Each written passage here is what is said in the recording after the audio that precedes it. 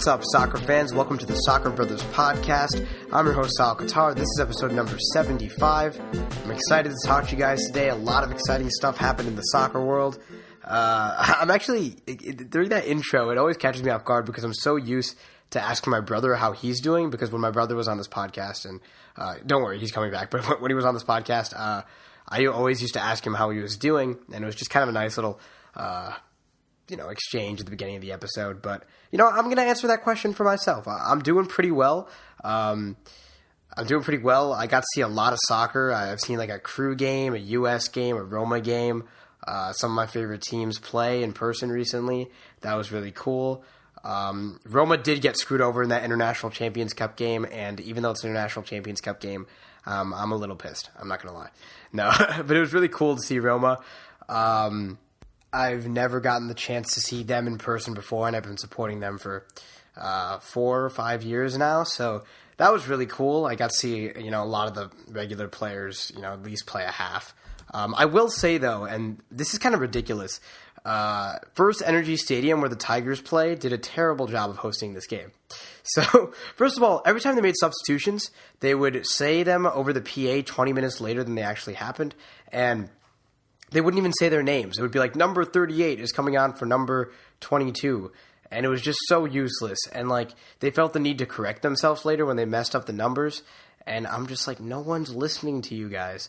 And there was like this lady who was like trying to get us hype on the video screen about the game. And she had to look at her note cards every second, even when she was saying the name of the team. It was like, let's get excited for PSG versus AS Roma. No. What the hell? That was really annoying. And this is the worst part about it, though. It went to penalty kicks, right? Because it was tied at the end of full time, and that's how they do it in the International Champions Cup. So after it went into penalties, every time Roma or PSG scored a penalty, it added to the final score. So it was 1-1, I think, at the end of full time. And then it ended up being like 5-4 or whatever, because they added PSG's penalties and Roma's penalties to our score. Terrible, disgraceful, and come on. You don't even need to learn that much in order to host one game. And the thing is, like, there were a lot of fans there. I saw, like, there are a lot of Roma fans, a lot of PSG fans, a lot of people who are interested in soccer. And I feel like that was kind of a disgrace, but it's okay. It's okay. It's just a friendly Sahil. But on the worst side of this week, I dislocated my shoulder, which means I'm going to be out for a while for the soccer season. So that sucks, but maybe, it'll give me more time to analyze the tactics of my high school soccer matches and get me a little bit more knowledgeable for this podcast. So I'm excited to cover soccer for the rest of the summer and the beginning of the fall, and I'm excited to get Hall back on soon, which should happen after the Crew season ends. So get ready for that. Anyways, though, you guys probably clicked on this episode because the USMNT played Costa Rica in Dallas on Saturday night, and we opened up with a 4-4-2 with Jordan Morris and Josie Altidore top, with Nagbe and Areola on the wings. Bradley and Kellen Acosta started in the midfield, as we always want, and our back line consisted of Jorge Villafana and Graham Zuzi at fullbacks, and Omar Gonzalez and Matt Beasler at center backs, with Tim Howard in goal. So that was our lineup, and I'm going to get right into the goals now. We won 2-0. The first goal came from Josie Altidore, and a lot of the credit, though, has to go to Clint Dempsey. Actually, initially, there was a nice few moves by Darlington Nagbe, who passed into Clint Dempsey, made some great play, made a great run and avoided multiple defenders, and then played a through ball on to his left to Altidore, who one-time chipped it past the keeper with his left. I mean, not necessarily passed. I think it got deflected by the keeper past Pemberton, but it was a goal nonetheless, and it was the first goal in 10 games for Josie Altidore, so it's good to see him start to get the form back. And Dempsey, that was Dempsey's second assist in 2 games, because he did have that assist to Lehigh in the game versus El Salvador. So it's good to see Dempsey really creating in these games. And then in the 83rd minute, Dempsey scores from a free kick that Kellen Acosta drew to tie Landon Donovan's record for most goals in the USMNT shirt. The free kick went around, it was just outside the box and went around the Costa Rican wall to the right, and Pemberton was caught cheating a little bit to the left, and it went in 2-0. Everything's crazy. We're going to the Gold Cup finals. So, but talking about this game more analytically, I think that we really outplayed this team in this game. We played some of our best soccer that I've ever seen. We dominated possession. We outshot them. We didn't just have, bad, just any shots. We had quality shots near the goal. We had quality chances. It was something crazy. Like, I think in in 17 seconds, it only took us 17 seconds for us to get our first major chance. Clint Dempsey played a through ball to Jordan Morris, who hit the right post. And you could tell from then that right from the get-go, we wanted to control this game. Bruce Arena wanted to control the momentum and tempo, and that we were going to give Costa Rica everything we had. And we did. I think it was, after 17 minutes, we had 71% possession. And we only ended the game with 57% possession, but I think if you watch this game, that you'll see that the U.S. lived up to 57% and even more, because I think a lot of the times we had important possession. We had possession in their half of the field, and Costa Rica's possession was their own possession was in their own half. So I think a lot of times we had the edge on this team, even if it took us, 72 minutes, 73 minutes to score a goal. Now, that being said, there were a few shots that threatened Tim Howard. I remember the 37th minute, Arena had a nice shot onto Howard, which he had to do a good job saving. And there were a couple other just close saves where Tim Howard had to play really well. I think Arena, again, in the 71st minute, tested Howard. I'm glad that Tim Howard is really showing that he's showing flashes of the keeper that he once was in his prime, the keeper that was dominating for Everton. So I think that, Tim Howard, no question, should definitely, be the front runner to be the starter in the 2018 World Cup. I think it's part of it is the chemistry that he's developed with nearly every defender combination that you can think of, and part of it is either the lack of talent from the other keepers or lack of experience, and part of it is just the talent himself. I think that Tim Howard still has a lot to show, so I'm excited to see what he can do. Up top, we saw Jordan Morris and Josie Altidore. As for Josie Altidore, there aren't that many games where you can say, "Oh, Josie looked spectacular." I think he did look good. He did soak up a lot of pressure. Obviously, he had that important goal, and it wasn't. I mean, I guess he could have chipped it higher over Pemberton, but it was a good goal, and he made some good runs, especially once Dempsey came on. So I think that Josie had a good game. I mean, there's not much to evaluate from that side of things because we know Josie's going to be a key player. Jordan Morris, though, I thought Jordan Morris, obviously had that chance at the beginning. I thought he, did a really good job pressuring the defenders, forcing Costa Rica to make uncomfortable clearances that could get us back in control, get us back in possession. And he also played some surprisingly nice passes too. So I do think that the first part of the first half he was a little bit weaker. His touch was letting him down a little more. And on the ball, I don't think that he was as good as he's ever been. But I think that pressure was so key for us to get, as much possession as we could in the first half and that early part of the second half. In the midfield, of course, we had the combination that I was raving about in the previous couple episodes, Callum Costa and Michael Bradley. Michael Bradley did so much right in this game, I think. He was, constantly finding those channels for passing. He made some interceptions. He helped control possession, helped move the ball forward. Bradley was just doing very Bradley things. And, of course, he's not going to be the flashiest. He's not going to be a Darlington Nagbe going forward, who also had a great game, by the way. But Michael Bradley did the job. The captain came through again. So Darlington Nagbe, actually that doesn't make sense because Darlington Nagbe played out wide. So why don't I go with the other central midfielder for now, Callum Costa. Callum Costa had a pretty quiet performance. I mean, obviously, you don't usually remember who drew the free kick, but in the 83rd minute he did draw the free kick that led to the Dempsey goal, and it was a decent piece of play too. But overall, I thought that, his game was really in letting Nagbe and Areola and the other midfielders and strikers get more involved. It was really quiet from him. I mean, he made some decent plays in possession. But other than that, I really haven't been that impressed by Callan Acosta in this tournament. I thought that, having him and Michael Bradley next to each other would strengthen both of them. And I still think there's a lot of potential there. I still think Callan Acosta has a lot to show us, but I don't think he showed it to us on Saturday night. In terms of our wide midfielders, we had Paul Areola and Darlington Nagbe. I thought Paul Areola showed decently. He had some defensive mistakes, but it's not like his defense was raising his stock anyway. Again, we had that issue of with that final ball, with that final cross, with that final shot, he was just not making the right decisions or just not playing a good enough cross. And I think with the way Areola plays, his ability to get past defenders on the outside, you need that final cross. So I think that's something that needs to be refined, something that needs to be fixed.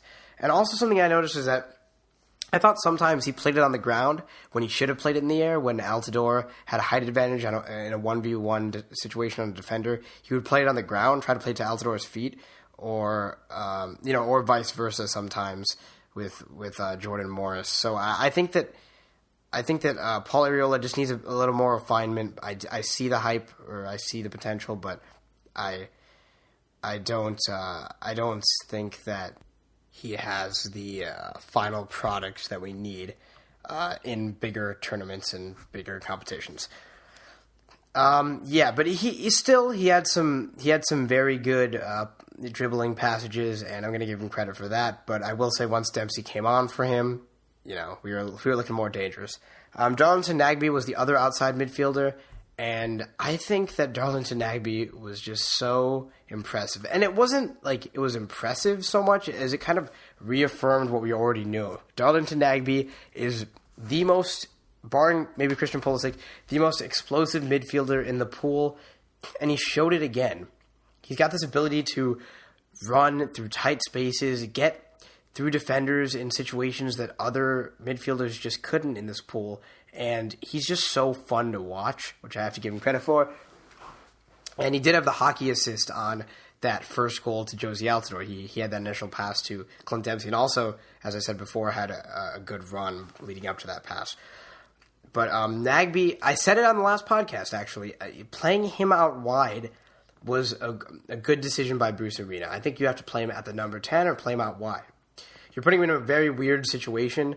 When you play him at midfield, he's going to want to get forward, but it's going to leave us a little bit more exposed on counterattacks. So I think that that was a good decision, and that's why we saw him play such a dangerous match. And him and Villafana sometimes on that left-hand side were just so dangerous, and I loved it.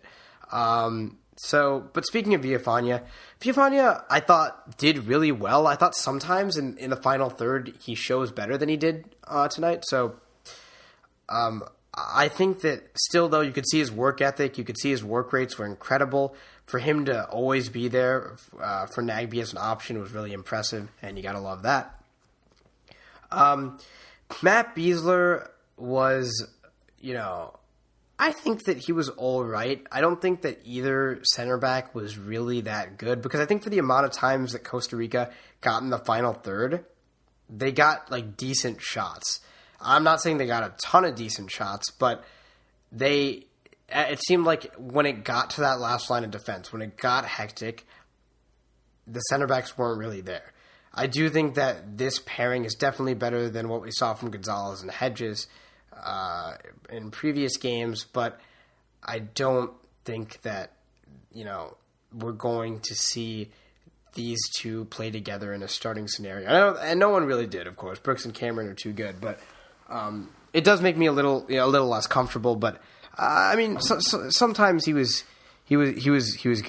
He made some decent interceptions, but I do think that he was the stronger compared to Omar Gonzalez. Omar Gonzalez, he is what he is. I don't think that he played particularly well. I mean, he had a couple set piece chances actually that he was kind of unmarked and could have scored. In the 65th minute is the one I'm thinking of. He had a free header, but, put it over the bar. He was all right. I mean, I think Beasler was better of the two center backs. He wasn't spectacular, but I think a lot of what goes to say for Beasler can also be applied to Gonzalez. So, what it is. They're a backup center back pairing. We can hope that, Miazga starts to develop in these next coming years, maybe Cameron Carter-Vickers in these next coming years, but I think for now, this is what we're going to have to deal with. And then our last defender was Graham Zusi, probably maybe our worst or our second worst defender of the night. He was not his strongest defensively, I don't think. I mean, I don't think Zusi is ever really a great defender, but I think in like the 43rd minute, Calvo just received an over-the-top ball easily because Graham Zusi was pushing too high up the pitch. That's just one of the chances that that I think Zusi helped create for Costa Rica. Zusi is a player that I definitely think is past his prime. I definitely think that he, has some skills. He has the ability to play good set pieces and play some good long balls, which does make us, I guess you could say, a little bit more dynamic at the back. I mean, he's not the same as Jorge Villafania making us dynamic. Villafania is a player that's going to work his ass off, get up the field, deliver a cross in, but Graham Zusi can easily, switch the field. But I think that it doesn't compare to the kind of threat that DeAndre Yedlin poses with his pace, his ability to get back, his ability to get up the field, and just his offensive presence in general, and his upside. I mean, DeAndre Yedlin still has got a lot to develop, and we'll see what he can do for Newcastle this year. But anyways, back to Graham Zusi. Don't really want to see him on the World Cup squad, but I think that he, will probably be starting again against Jamaica. But I don't think it should be too much of a problem. I know Jamaica has some threats, and I'll get to that in a second, but I don't think it'll be too big of a problem. Now, overall, what I have to say about this game is I think the U.S. looked really good against competition that was very injured. Yes, I know that, Costa Rica didn't have some of their best players, but they did have Brian Ruiz. They did have some other threats, and I thought we did a good job of reading the situation, reading this Costa Rican team, understanding that we can dominate them in possession, and that's exactly what we did. I didn't get a chance to talk about the subs, actually. So, Dempsey, obviously, Clint Dempsey broke the record for most USMNT goals, so I have to give him a thumbs up for that. I'm happy for him. And I think that he did a good job overall. I mean, he did a good job in build-up. He did a good job finishing, obviously, from that free kick spot. And I think he's happy to be tied with Landon Donovan. A guest on this podcast, by the way. If you want to listen to the podcast where we interviewed Landon Donovan, that is episode number 60. You can check us out on SoundCloud or iTunes or whatever. Sorry, quick plug. Anyways, and then our next subs were way later on, which I really liked from Bruce Arena because he saw what was going well with Dempsey. Like for example, Dempsey already caused damage in the 70th minute. Acosta had a pretty good shot because Clint Dempsey had a nice layoff, and that did test Pemberton. I think we got a corner out of that one. Bruce Arena saw that Dempsey was working on the field. He wanted to let it play out, and he waited a while until we needed fresh legs to make subs. And I think that's the way that substitutions should be made, situationally. Look at what's going on in the field and adjust your plan based on that. And that's exactly what Bruce Arena was able to accomplish. He waited in the 83rd minute and the 84th minute to bring on Giassi Zardes and Dax McCarty for Josie Altidore and Acosta. I don't think both of these subs really did anything. I mean, McCarty actually made some decent passes in possession, some decent plays to keep the ball with the U.S. But I will say that Giassi Zardes I don't think was as strong as he was against El Salvador. I think his touch got him down again. I remember specifically in the 88th minute we had a good counterattack going, and he just had a bad touch and completely reset the play reset the play. So we didn't give it up to Costa Rica, but he slowed it down, and we just had to pass the ball back. And, we don't want to see that. That's more the old Giassi. But, if he had more time in this game, if he was starting, maybe if he played more, he could have got into it a little more. But it's hard to just, tell a player to hit their peak in 9 minutes. So I can understand that. But yeah, I think that's all the thoughts I have for that game specifically. I think against Jamaica.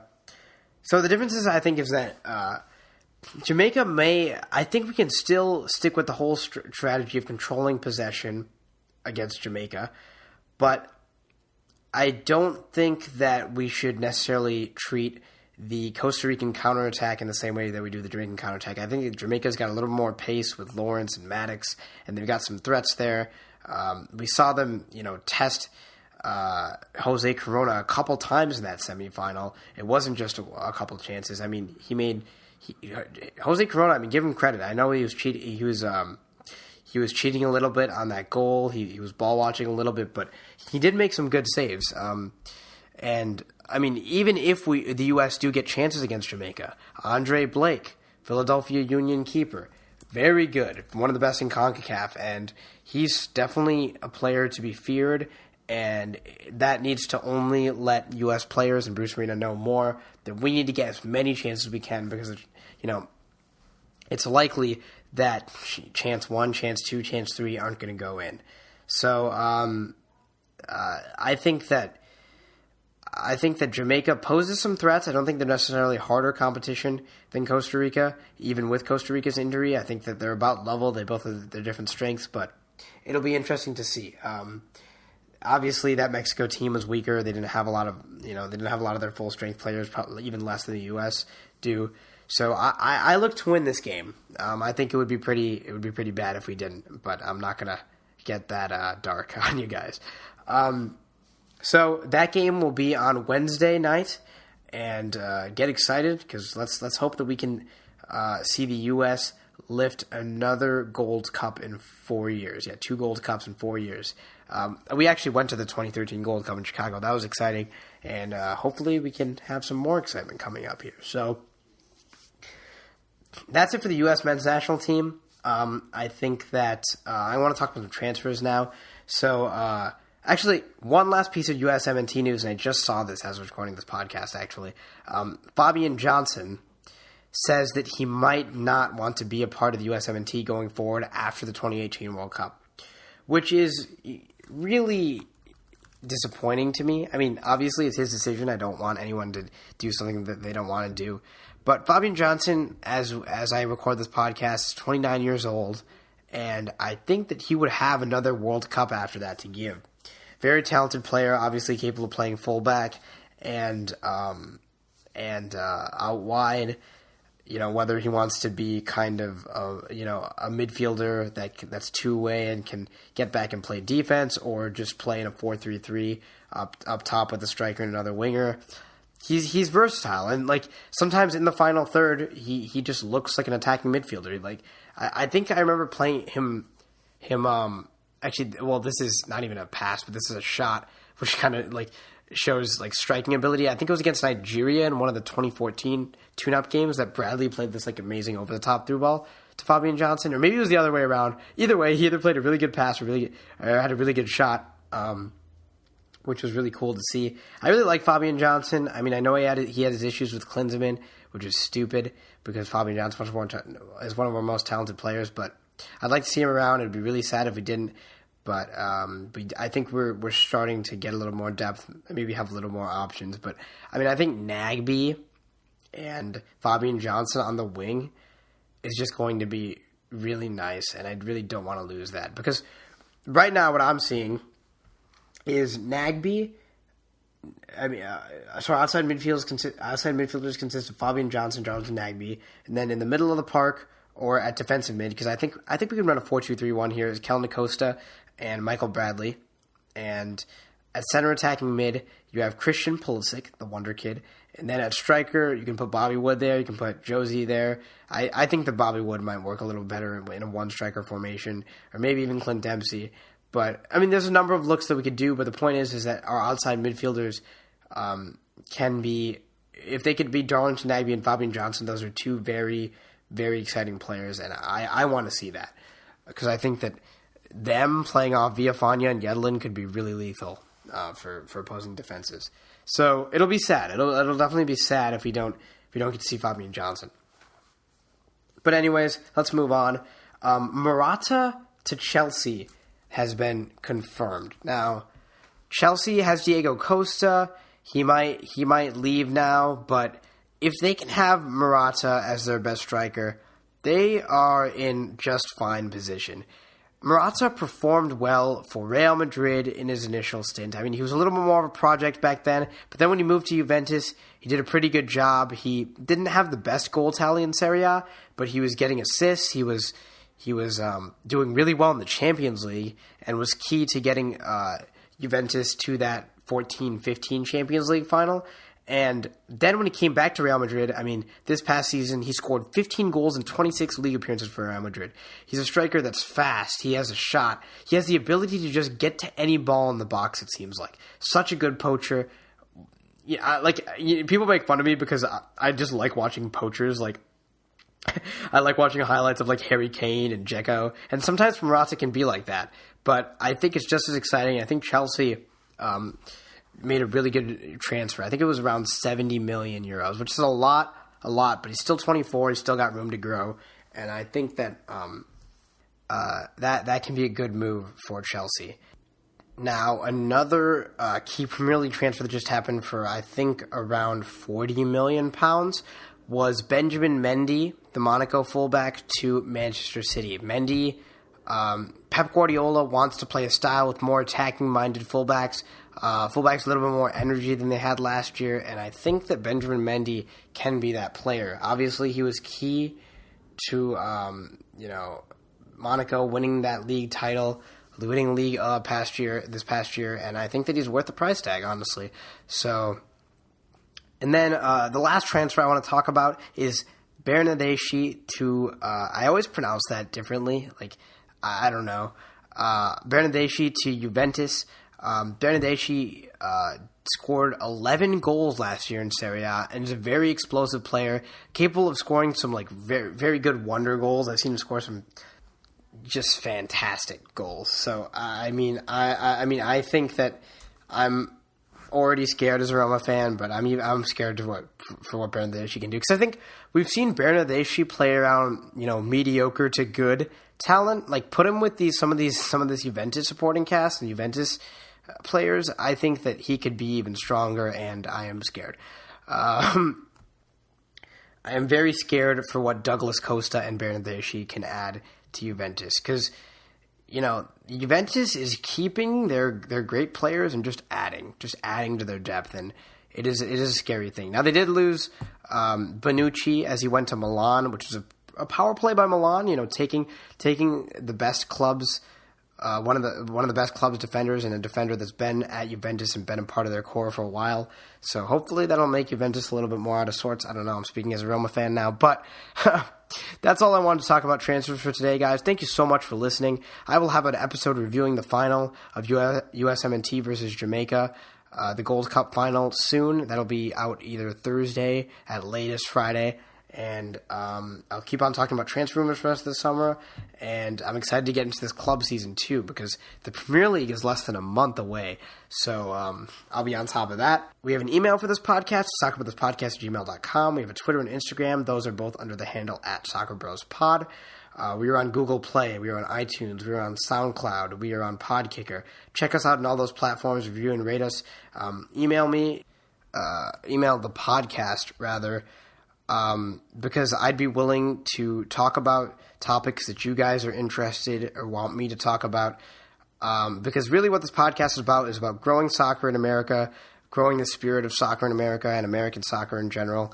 But really, like, if you guys, want me to talk about, I don't know, like the Brazilian second division, I'd be willing to do my research and talk about that, because this is about growing that idea and that excitement for soccer, and that is what I'm here to do.